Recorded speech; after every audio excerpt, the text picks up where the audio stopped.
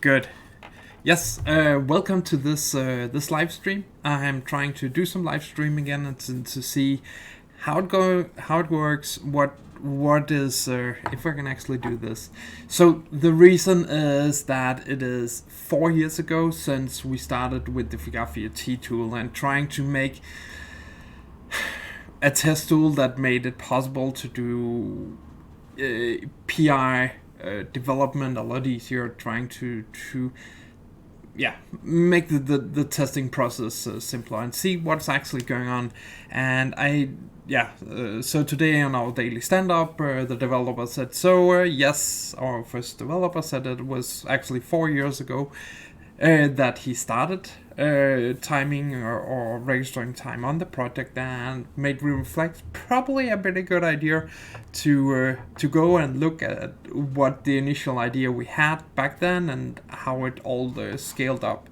If you have questions, comments, do put them into the chat. I'd like to hear your thoughts and takes on these things. This is my initial design document.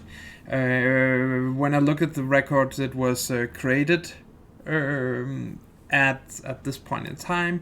2 years ago, when I had tried to envision what it was that I wanted to do, and send it to a couple of developers, get them to figure out what they can do. Could they actually deploy anything in this thing that I wanted to create? So when dealing with, there's a need to create a testing solution that needs to be made. For instance, when you are deploying a new patch or new development, make sure that all non-SAP development has failed, and there was no idea other than do that, and make sure that you can record messages from the productive system and replay them on the local system. So these are the normal steps, and I guess that end up with 13 steps for an initial POC. So the user selects an existing service on the productive system. He selects one or more scenarios that he want to create a recording of. Then he sends a web request to the module that reads that specific messages. And then he's ready to record the messages for a specific period of time. And then he can trigger the web service that will then activate the logging. So back then we also had the idea we wanted to create modules when we're doing recording in both ends, in the receiving and the sending end of the process. So if you have comments, questions, do put them into the chat. I'd like to hear your thoughts on these things. And we do that with web service. We still do that as with our modules. That's the best way to ensure we're not logging too much, but only when it makes sense. So it's possible to see how many messages that has been downloaded on the productive system, and you can actually download these and monitor them and do things with them once you want it. When the collection is done, it's possible to download all of these different things and see the test cases. And then the way we did recording is a little different back then. We wanted to so we did not know how to trigger messages with the XI30 protocol. So our approach at this point in time was to create new messages or create a completely double up of the scenarios, so both parties, stuff like that, ICO, and then send the messages into that one. That did have the consequence that we needed to create a lot of objects for this to work, and I think that was one of the things we tried. I think we got it working, but we discarded it again because it was no longer needed. Then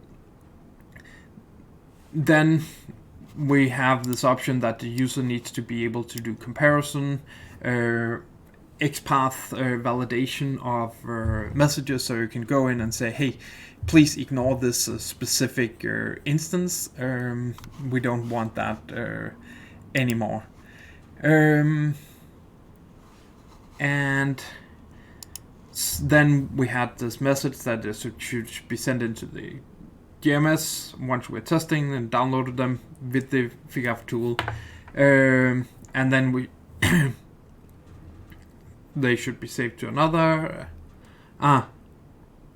Okay, so when we tested it, we just want to put messages into a GMS queue that would then pick up these messages and send them somewhere else. Probably not ideal. But I guess that would mean that we could limit the number of messages. But yeah, I guess at this level of abstraction, I had some ideas, but obviously we're not really clear about what would be possible and how these things could go on. And then once all the test has been performed, we should then do comparison with the output and see if everything was okay.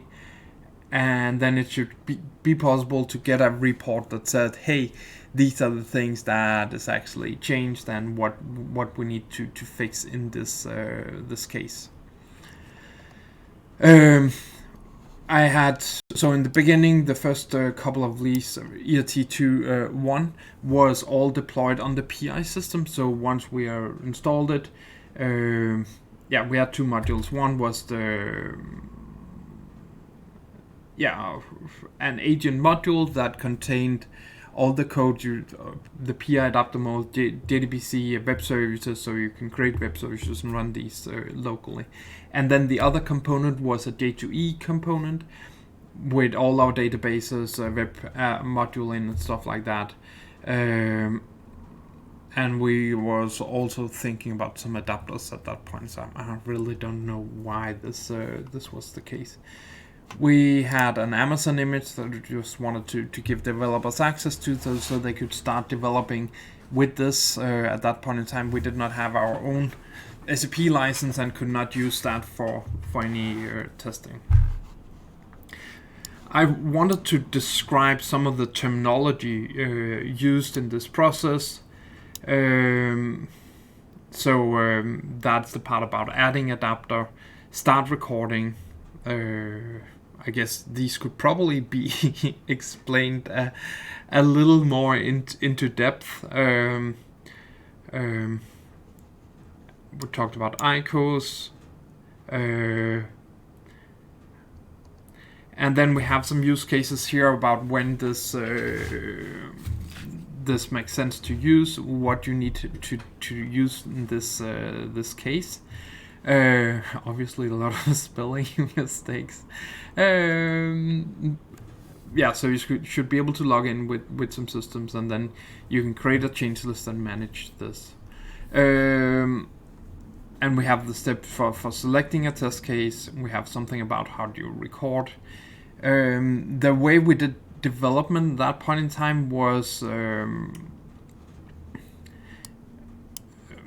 we had a front end and a back end developer. So one was doing a lot of web service requests, and another one was doing all the UI5 development, and that really was not really optimal. So we tried to describe the internal APIs that we're using. Here's the module, what it needs to do for it to work, and I think basically this has not really changed that much since then. So obviously we have added a lot more functionality to the module. I guess it does say this thing about increase the counter or decrease it, save the messages and stuff like that. So I think that one is pretty much the same still. But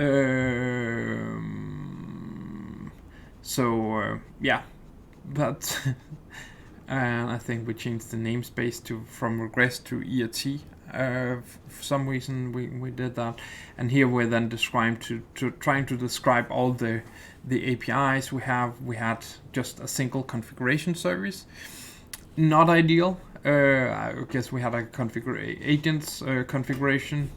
Then we had some description of the icons, what you needed to, so you can search and manage these things. So all of this was, I guess, in the first month we got this full API working, and I think you can actually still see a lot of these things in it still. So I guess the first real video I found of this is this one. Let me just put it into the chat. So if you want to refer to it, it actually got quite a number of views, and I think it still gained a couple of views the last month time or something like that. So the idea is, what does the application look like? You could, here I'm trying to create a test case on it, and here we can see we are selecting these things.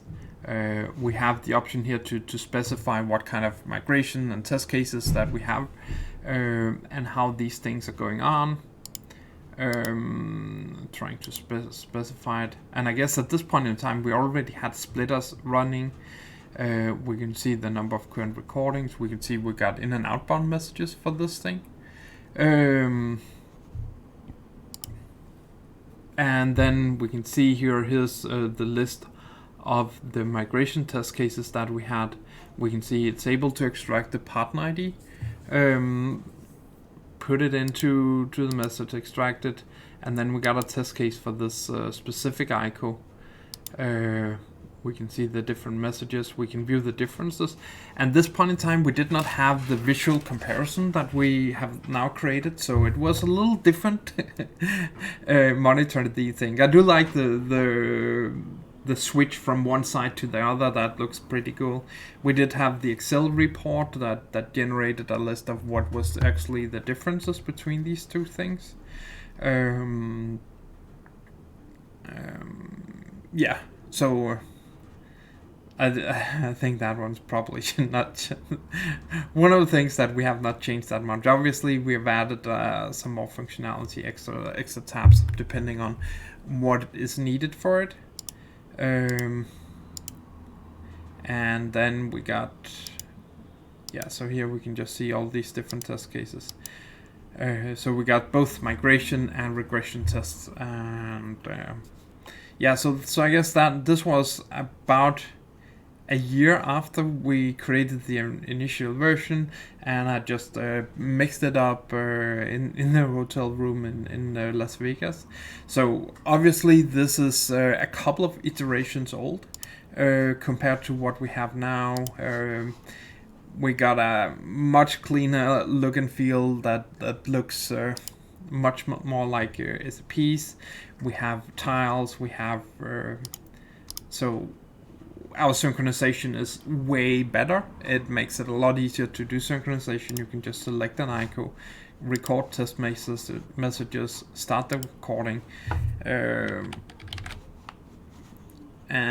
like that. It's we just made a lot of things a lot more simple. And then it will trigger this. It will go check is module added.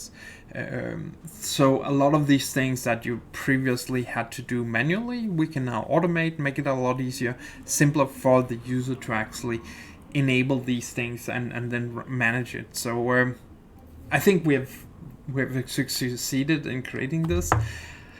Obviously, from the application we had here, it worked. It had some usability issues. But we could see how it worked, and it is just that work we have just enhanced on, made a lot of different things. And I guess hey Rock, welcome. Hope you enjoyed this show.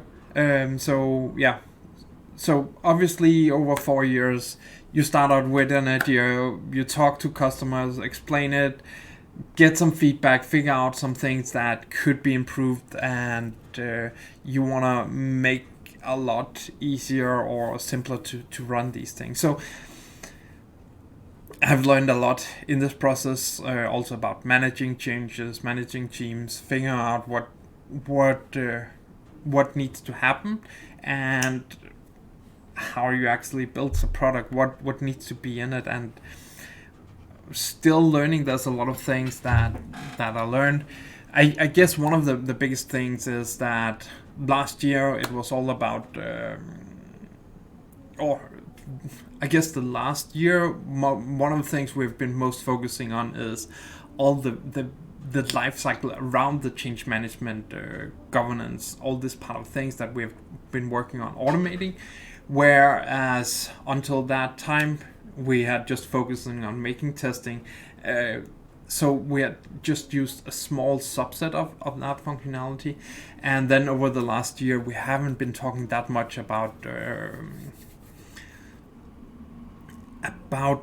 these concepts. So I guess that's about testing and how you actually need to do that. So I guess that is